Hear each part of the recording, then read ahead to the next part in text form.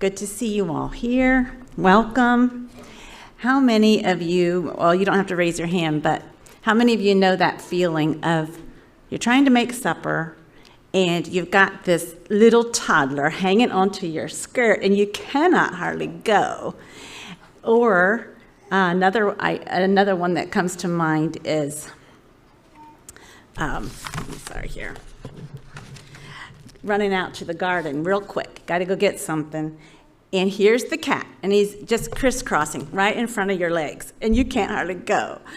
The other extreme then is like you got these sneakers, these soft-soled, the soles are just right, and you could just about bounce, and just about, like they just energize you. You could just go. Now, we've not ever had wings, but sometimes we've almost felt like we've had wings. We're just flying, and it's going so well. Like, you follow the different, like being hindered or being like having wings. So keep those little metaphors in your mind. So turn on your booklets to page 6 if you're not there already. Crafting a cozy home. Cozy. That word stuck out to me. Kind of gives us that feeling of comfort and warmth and relaxation.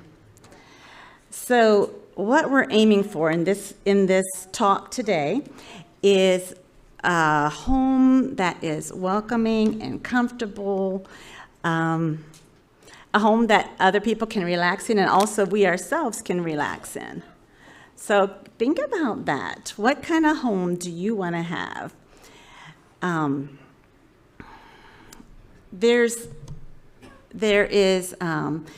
something that I want us to, first, before we talk about the practical side of how to have this cozy home, there's a person in the home that is each of us so we have our home, we have what's outside of us, the different aspects, practical aspects of our home, but we also have that heart inside of us. That heart that is, there's a person, they're thinking, you've got things you're believing inside of you.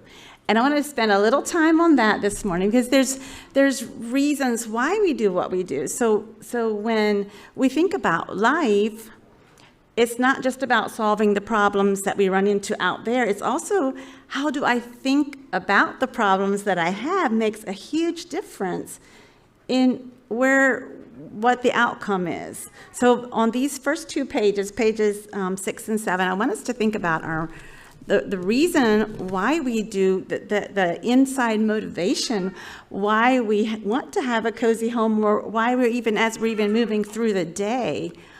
What is the reason why I am making this food, why I am cleaning up this space? Or just, it can be anything in life. What is the reason? So let's say I was asked to have this topic. So what is the reason I said yes? Okay, well, I prayed about it. My husband was agreed, so those are some reasons. But then it's like, okay, there's reasons, then underneath that is another reason, okay? So, it's kind of takes, and then underneath that is another reason. And when you get to the bottom of it, that's the big reason why we do what we do. Now, I don't know if you're following with me. There's like, so for me, let's say in giving this topic, I said I would do it because I felt like that was what I should do, but then why did I feel that's what I should do? And it was like, okay, God has a calling on my life, yes. And then the big reason is it comes all the way down to, and this is so cool because of the Bible, this is like all through the Bible, it all comes down to the 2 great commandments. Do y'all know them? Okay, let's see if we can say them together. Thou shalt love the Lord thy God with all thy heart, and with all thy soul, and with all thy mind, and with all thy strength. That's the first one. And thou shalt love thy neighbor as thyself. That is our big reason that we want to think about why we do what we do in our homes. So am I going to do my food, my cleaning, my decorating Am I going to do this to show love and glory to God? Love for God, glory to God. And is it going to be to love my neighbors? Or is it something about give me glory, give me love, give me what I want. I want acceptance. I want something. Give it, And then that would be like, that is a different heart than the heart that wants to glorify God. So keep that in mind as we go through the talk today. So I'm going to just assume that we have all given our lives to the Lord. And we know what that means. I'm assuming this. I believe that's true. Okay, so when we give our life to the Lord, like I'm Christine, but God made me his daughter. I'm like a new Christine. And I've got his help, he's my king, tells me what to do. Okay, sometimes the old Christine is still kind of in the background and would love to, I like to think of it as maybe like our heart's like a little room with a throne in it. And so when Jesus is sitting on that throne, he's given the orders, and whatever I do reflects whatever Jesus would do. It's going to be love and glory to God and love for my neighbors. But if the old Christine slips up on the throne, pushes the Lord off, it's going to be give me glory, give me love. That's the old Christine's way of doing. Our children are born with that selfish nature, and we've seen that as moms, right? Give me, And so, but God calls us to a higher level, and he not only calls us, he helps us. All right, so back to your booklets. If just write all over it. There are some lines here and there, maybe not enough. But at the end on page, I want to say it's page 14, there is a whole set of lines. If you want to write on that, that's great too. I found this topic so fascinating. It's because, well, first of all, I'm not a good homemaker. I don't consider myself to have really learned very well these housekeeping stuff. I'm just, but then as I was studying, it's like, wow, we are all so different and made by a good God, a very creative God. And so we still can reflect him. Like for me, there's parts of me that loves to be organized. Like I can get all on a bunny trail organizing a drawer or something and forget what I'm supposed to be doing. But then, okay, how does that reflect God? He's a God of order. So it's still reflecting God. And I forget that, that bouquet on my table of flowers is wilted long since. I mean, I forget the beauty side of it because I'm like just being orderly maybe. And then sometimes and then some other women, they might just have their closet stashed full. You can just so get the door shut, but then they have all this beauty. And see, they're reflecting God because God loves beauty. And I think sometimes I miss both of them. But the other thing is God does love people, and I do love people, so I think I got that one. But, he does make us different, and it's so neat to just accept that as, hey, it's what he wanted me to be like, and this is why he chose. I mean, we don't know why he chose what he did, but we can honor that and reflect whatever he gave us to reflect. So, to promote loving and glorifying God, that is our big reason to love him and show others how glorious he is. He's a God of beauty, he's a God of order, and to show love to our neighbors. So as we think about the mindset, how can we learn to do homemaking out of thanksgiving, engagement, and affection instead of stress and frustration and negativity? And I remember, for me, I do not enjoy tasks that are same. I want something, I want variety, I want just this little burst of something different. So you can imagine ironing is so not my thing. It's too much of the same, and you just stand in one spot and you just iron. And I remember one time just okay, Lord, I am so negative here. And God just said, well, what are you thankful for? And I was ironing a shirt. I'm like, okay. Probably a lot of women would love to have a husband to iron shirts for. And I just tried, like with God's help, I had turned my thoughts, okay, what am I thankful for about my husband? Totally changed how I did my ironing. And do you see how when your thoughts are negative, how much it can drain energy that you cannot spare to be losing, okay? And when you turn toward thanksgiving, how much it energizes. It's like those shoes that just give you that bounce. And the negativity is like that pull on your skirt, mom, crying, So keep that in mind. Just learn to pay attention to your mindset. It's a huge game changer in how much energy you have. All right, so thanksgiving, engagement, and affection versus stress, frustration, and negativity. My daughter, she one time said, we're busy, but it's a happy busy. You often hear when we meet each other, we'll say, oh, I'm so busy. But think about what is your mindset on that? And part of that mindset can help with how do we believe about God. And I have a couple things at the bottom of the page, just some questions to ask yourself. These are great energizers when we actually believe the truth about God. Am I willing to believe that God is always good and wise in the details he allows in my life? Like, is he really that smart? Like, sometimes we think we have pretty good advice to give God. And it's, he just didn't do a very good job of figuring out my day. Well, that is a wrong belief. Am I willing to believe that God will give me all the resources that I need in order to accomplish the job list that he has for me to do today? That one is a toughie. This takes years of practice to learn to believe this. God gives me all the time, all the energy, enough sleep, like everything I need for sure. Is that true?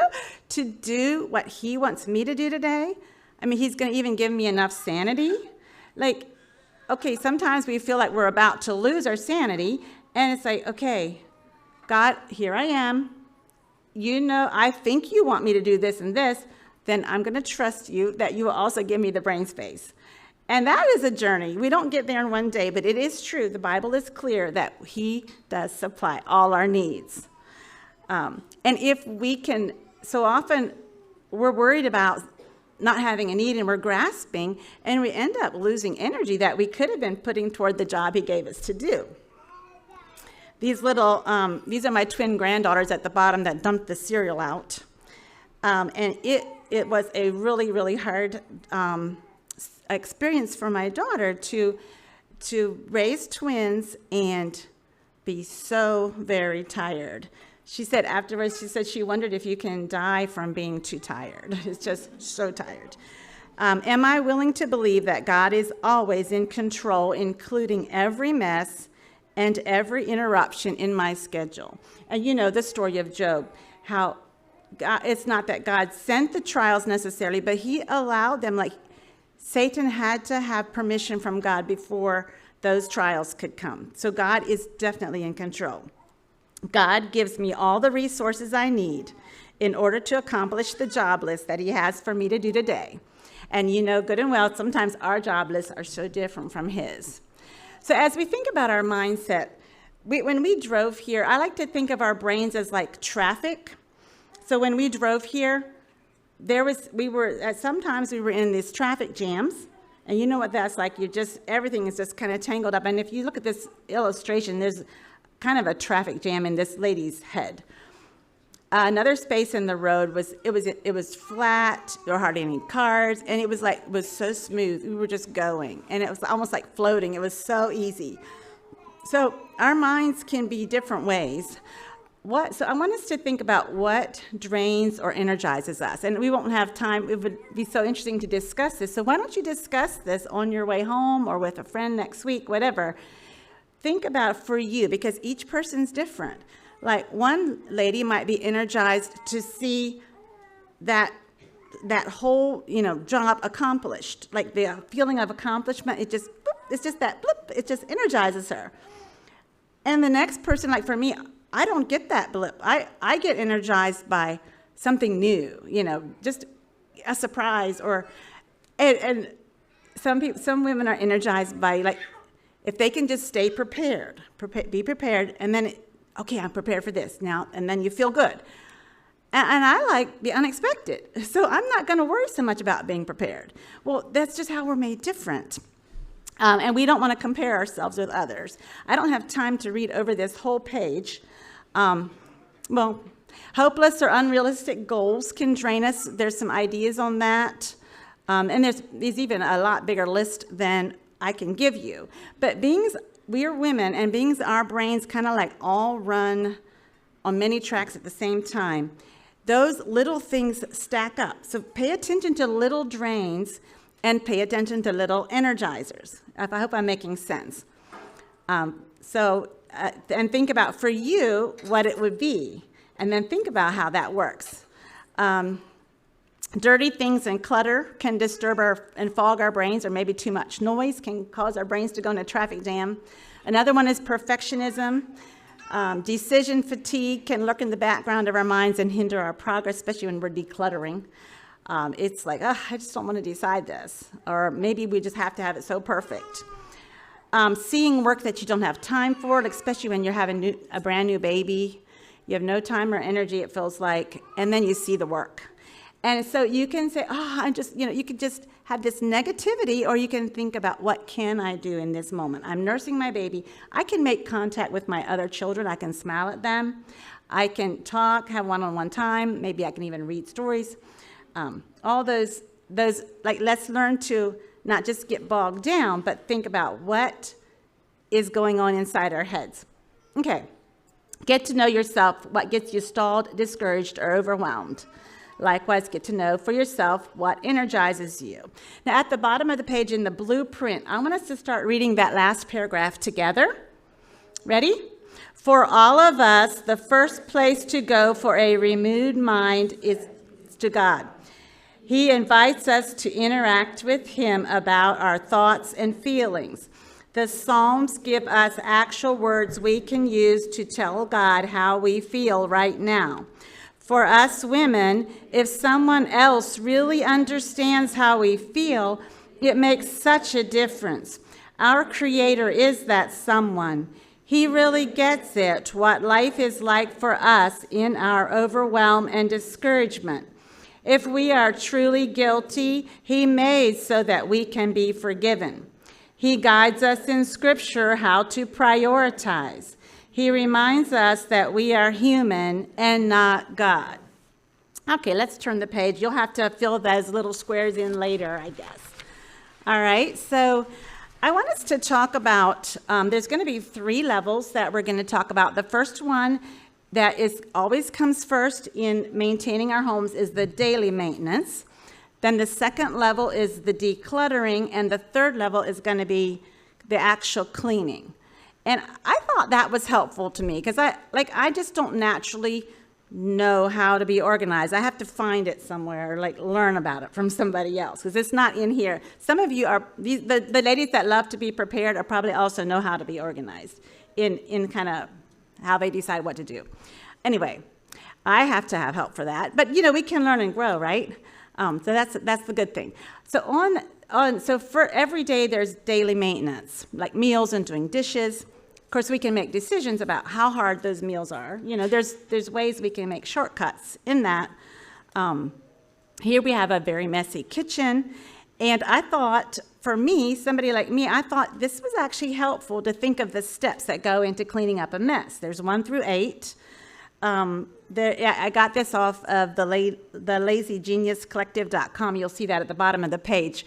This lady writes about all kinds of, she calls it, there's things that, how do you say? Like, there's ways to do things that don't take so much effort if you just know what they are. And I don't know, I thought it was so interesting. One thing that, I don't know where I got this because I did so much reading after a while, you forget where it all was. But one thing that I thought really made a lot of sense is like when you let your dishes pile up, it's not just like adding minutes, it's actually multiplying because they're more dried on, you're working around, you're going and hunting for a dirty dish because it's dirty and you need it. It actually takes more time if you let them pile up too long. So I don't know what too long is for you, but we'll let you sort that one out. Okay. The other thing about daily maintenance that I wanted to talk a little bit about is the next page about involving our children. Yes, in a way, it helps us as moms, but often it's actually a bigger sacrifice to show them and teach them how to work than if we just do it ourselves. So, but what is it? How is it for their good? And one of the things is it for sure teaches them how to work and be self-disciplined. Also keeping them out of mischief is another reason. But I like the one how doing work together with our children is a bonding. That is part of that cozy home that we want. There's the warmth, there's the relationship when we do work together with our children. And they actually get a sense of security because they're kind of like contributing to the family, Yeah. Anyway, the good of the family. So when you have a little one, as soon as they're big enough to stand alone, I love this, to have my toddler, now my grandchildren toddlers, at the kitchen sink. Like they can, if you have them on a chair right beside you, they are so happy there. Anytime they're whiny and stuff and they're hanging onto your skirts, pick them up, put them on a chair and let them, just turn the water on. There's a few drips coming out and they will just play with that water or whatever. Like it's a good spot for them and for you both. As they get older, of course, there's jobs. You can give them jobs. You can make chore charts. My one daughter likes to use a dry erase marker board stuck on the fridge, and she has they trade off chores by the week. Sometimes after school snacks are very chaotic, and so it can help to prepare something. Actually, just take that time to stop and prepare a snack rather than everybody trying to find their own snack, and just gets a big mess. Maybe having lists for them of what to do. Like each child has their own list of what to do after school can help. And I want to talk a little bit about tidy time. So there's different ways to get the children, to do with having the children involved. And for me, I had a mix of children. Some of them would have a way of kind of slinking off in the corner and not helping, and others would just be so diligent. So for me, it worked the best to say, okay, everybody, you got to pick up 50 things, and then you're free to go. And it doesn't take long till you'll learn the size of the mess. I mean, they'll pick up a little bitty piece of trash, but the quicker they pick their 50 things, they have more choices of what to get, and so it motivates them to go ahead and get going. Another way is, let's say you have 2 children and you divide the room in half, or maybe you divide the table in half. Okay, whoever starts first gets to pick which half, and they just quickly go, So that's a good motivator. All right, I want to talk about planners. I just get a cheap planner from Walmart every year. This particular one has an elastic band, and so it holds, it kind of holds extra pages, because I tend to need extra pages. This one was just like $8, $7, $6, I don't know, it's just real cheap, and it's little. It fits in my purse or wherever I want to go. And another thing and I got this idea out of it, doesn't come with this planner, but it's an idea that I just love. It's like an open page for every week. But at the beginning of the week, I take a scissors to this one corner. You see? Oh, I don't know if you can see from a distance, but all these corners are cut off, slanted off, and these are not. So when it's shut, I can just quickly open it up and know right what week I'm on.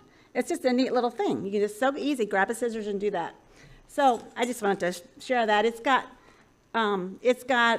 the week at a glance, and then by the side is little sections where you can write your menus or prayer. Like if you want to remember to pray for somebody, write it along the edge. Then in the back, I usually have a running grocery list. This particular one actually has plastic pockets at the back. I felt like I was pretty lucky to find one like that.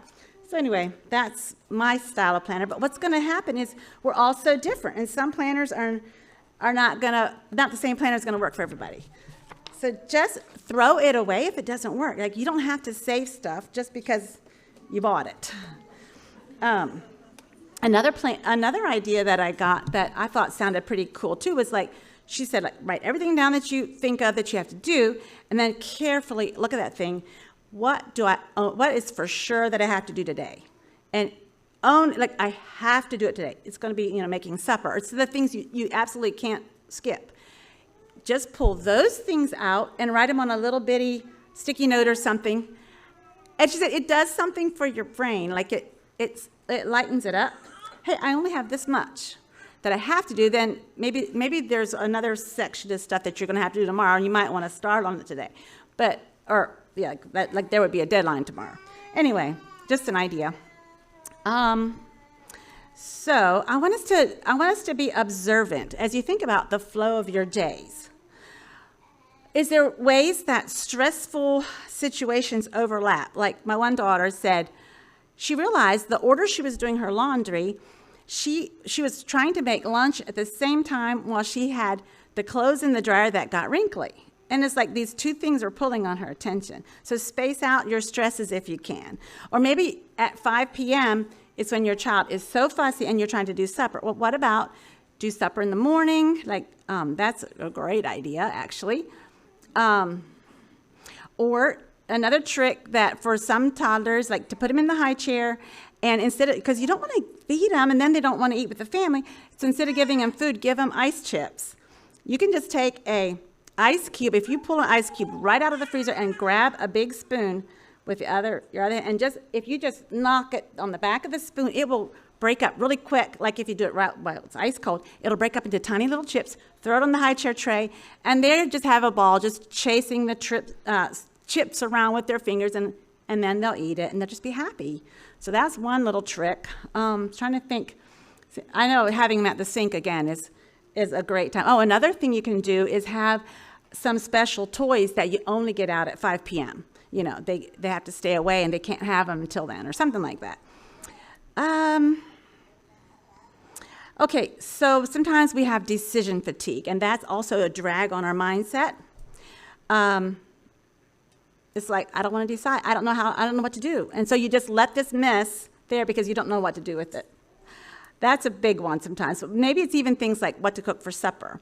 One lady, she has 3 children, so she thinks of each child's favorite. For Monday, it's this child, her oldest boy. Tuesday, it's the daughter.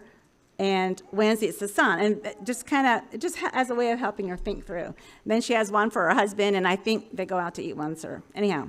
And one of them is pizza. Anyway, kind of having a weekly plan does really help. Now, another daily problem is a mail. Mail's always coming in. And some people love papers and some do not. Now, I love papers.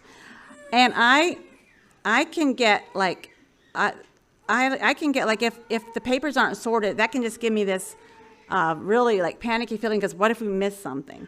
Well, my husband, he'll get the panicky feeling more if something gets lost. And he'd be like, we've got to find it. He's more of that prepared kind of person. He wants to always be prepared. Or I don't really care about that. And I'll be like, oh, honey, it'll show up. It's fine.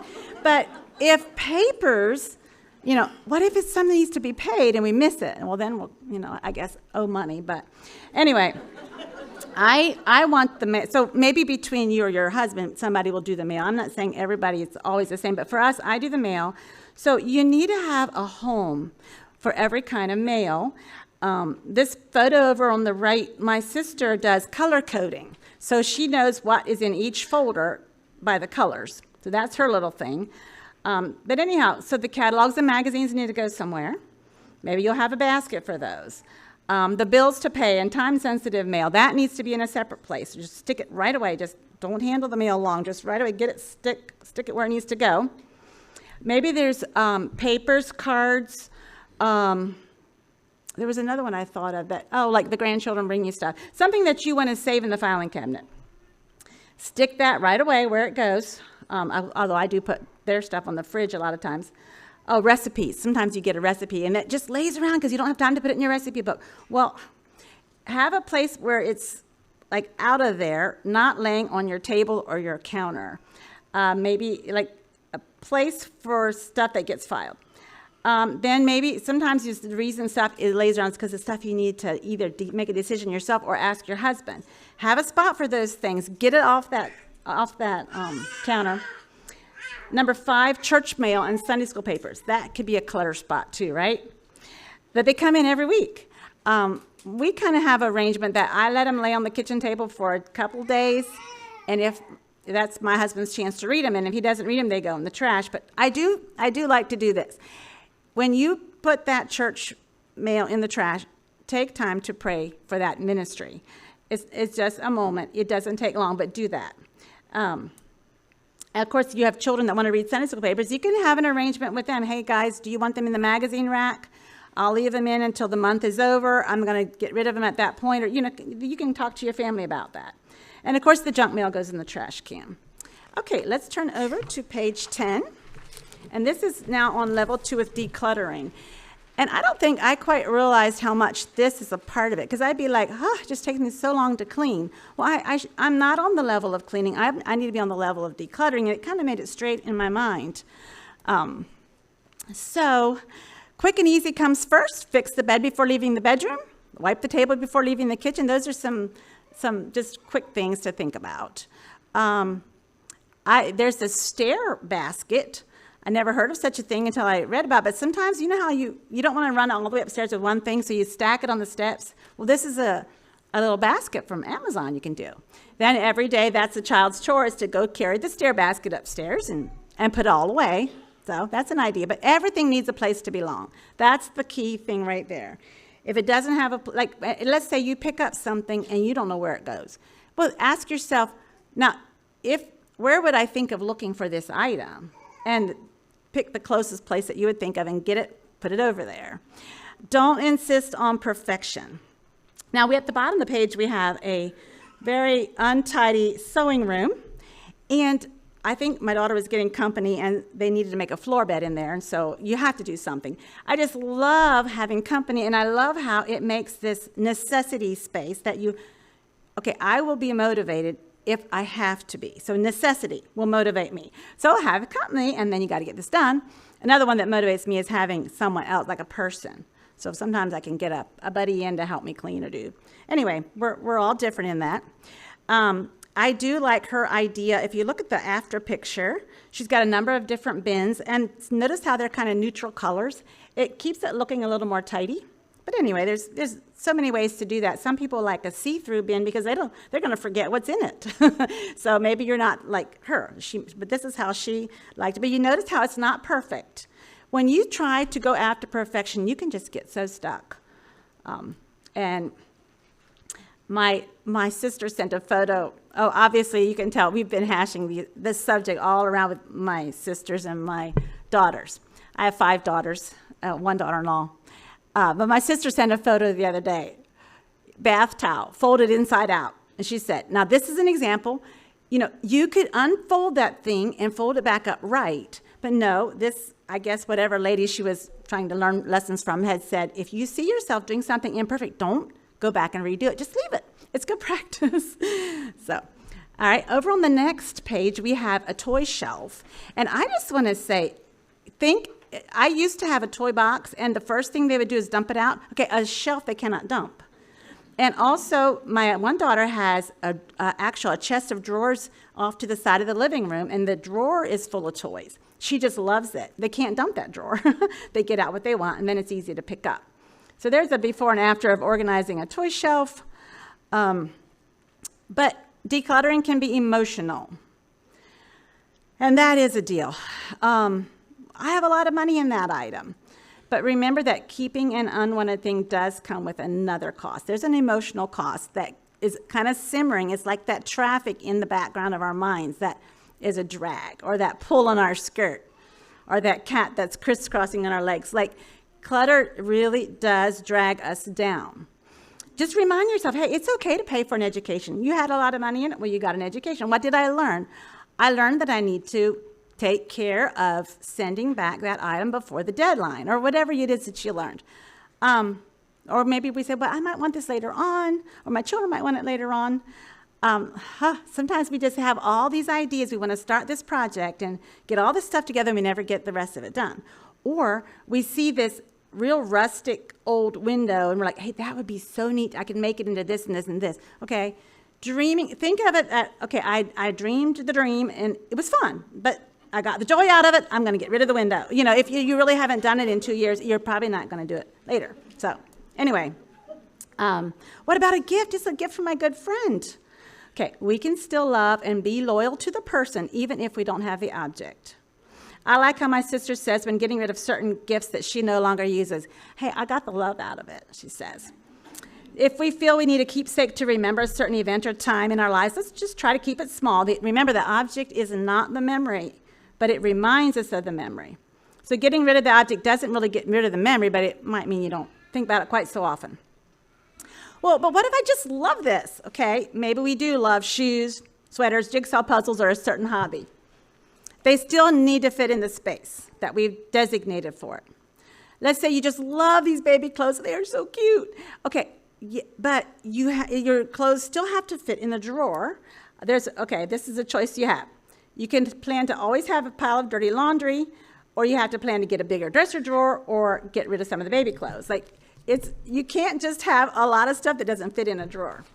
All right, turn the page, and this is just I'll just quickly go over a little bit about, there's a bunch of different little tips that we could just maybe briefly look at. My sister just took some boxes, and she needed more drawer space, but she didn't have drawers, so she put boxes on a shelf. The glass and the plastic works really well for her. She just covered them with contact paper, I think. We were moving in. I had a picture here of, the high value zone is where, look at your kitchen and the things that you use every day. Have them in places where you reach every day. Don't have some gadget that you don't hardly ever use in a high value zone. That's just kind of that idea. The bleach. I'm kind of a clean freak, so I like to bleach my, well, for one thing, when I had school children, I don't like stinky things. Well, the lunch boxes would just soon carry an odor. And my friends say, hey, I just buy this Clorox spray, and I spray their lunch boxes. So I had tried that, but it soon turned out that I guess the Clorox kind of messed up with the plastic, and the whole thing just kind of would break up and it wouldn't work. So anyhow, I really like this. I got a dropper bottle and filled it with bleach, and a drop or two in your dishwater will really sanitize stuff. It doesn't take much bleach at all to do the job. Anyhow, you can just a little drop or two in your dishwater, and you wipe out that lunchbox, and it smells great. Your dish rag smells great. I don't have a stinky dish rag. I don't. It just never stinks, but that's partly because I use a little drop of bleach. Anyway, and it's also because I'm only me in the kitchen. When I had daughters, we had stinky dish rags. But I think you need to rinse them out a lot. There's just that remaining food in there that does that. Anyway, that's a side note. I have a niece that keeps her spices in a drawer. Have you ever thought of that? In a drawer. I thought, well, that would be great if I had drawers, because they don't fall all over the place and you can see everything at a glance.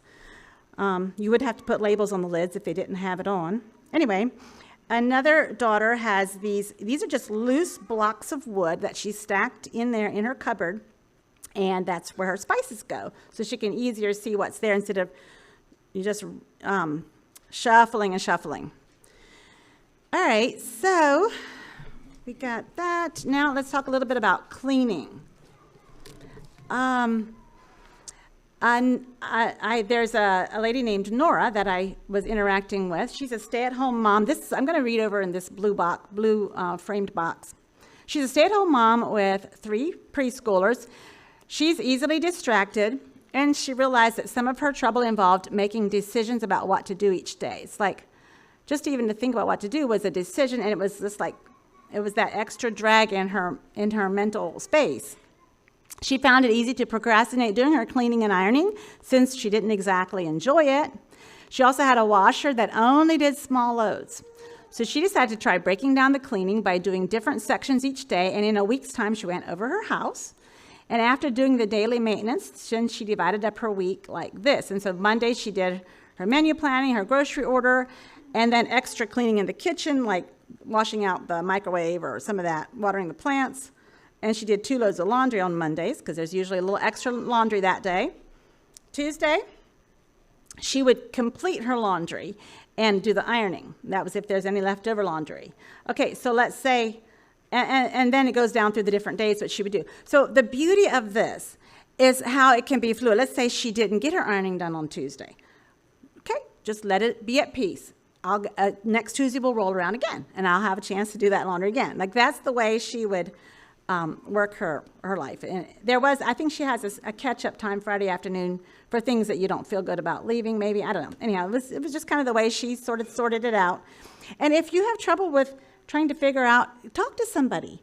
Sometimes some of us need to talk to figure out what we're thinking, and that's a great, we have each other. Read books. I didn't realize how many books are out there, podcasts, if you do that. Just a lot of resources to help us with our housekeeping. It was very interesting. Now, cleaning, sometimes some of us that are more clean freaks can, like certain things, I say clean freaks. Okay, certain things can bug certain people. Well, my one daughter just like smears and sticky stuff everywhere, can just kind of like mess with her brain. So she said, hey, I'm going to put wet wipes in every room of the house. And that's the picture at the bottom. She has one in the living room in a little basket, and she's got two little preschool boys, and they are very dirty and sticky and all that. But she says it was a game changer for her because she can grab a wet wipe out, wipe them up. And she said, yeah, it might cost a little something, but it doesn't cost near as much as just kind of that mental drag on her when she saw that, runny nose or that sticky mouth or the sticky hands that were touching everything. And so that was her solution. In other words, the idea that I hope you're getting is think about where I get stuck, where I have a problem area, and think about, now, how could I solve that? Talk to somebody about that. All right, so places to guard. I found this online. This was really interesting to me. It's right over on the left side of that top left corner of page 13. All right, so you don't want to sometimes there's things you don't want to get lost. So that's your safe spot for items which should not get lost. Papers to be signed and returned to the school teacher, for example, or library books. And only those categories go in the safe spot. So think about in your house where that might be. Maybe you have the keys there, whatever you want to keep safe, and don't let anything else get there, okay? Then obviously you're going to have a set down spot. That's where everything gets dumped when you come in the house. And try to observe your family. Like, don't fight your family's patterns, but try to observe them. Why are they doing what they're doing? How can we do it? How can we utilize what they're doing to keep clutter at a minimum? Talk to somebody about that. And I really like this one, the sanity spot. This was a new idea to me, but I really like it. Pick a favorite place, 3 or 4 feet of countertop or a table that you love to work from. This is a place that you want to always keep cleaned off, and it's just for you and your work. Wouldn't that be neat to always know that there's this one sanity spot that's your own spot? Nobody else can put stuff on it. This is for you to work. And then, so whenever you have a couple minutes, check that spot. Is it clean? That's your first place that you go to tidy up, is make sure your sanity spot is clean. Okay, these are just all totally ideas. You need to think about what works for you. Like, it's such a trap to compare ourselves with each other. And we're not each other. We're ourselves, and God made us who he wanted us to be. So we just don't have to go there. All right, that is the end of the written stuff. I want us to turn back to the big reason to finish up, just to refresh ourselves again of what we are here for, what we're doing. Why am I making the food I'm making? Why am I wanting this spot clean? Why am I wanting this picture on the wall? Is my heart to promote loving and glorifying God, loving him, and showing others how glorious he is. He's a God of beauty. He's a God of order. Is my heart to show love for my neighbors? Or is it about give me glory, give me love, give me peace, give me rest, give me a vacation, give me some quiet time, like give me, or is it about how can I show love? We need his help, don't we?